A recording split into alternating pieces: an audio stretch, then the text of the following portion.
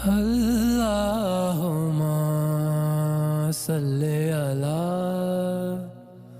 حضرت عبداللہ بن عمر رضی اللہ تعالی عنہما سے روایت ہے کہ رسول اللہ صلی اللہ علیہ وآلہ وسلم نے ارشاد فرمایا کہ 4 عادتیں جس کسی میں ہوں تو وہ خالص منافق ہے، اور جس کسی میں ان چاروں میں سے ایک عادت ہو تو وہ بھی نفاق ہی ہے جب تک اسے چھوڑ نہ دے۔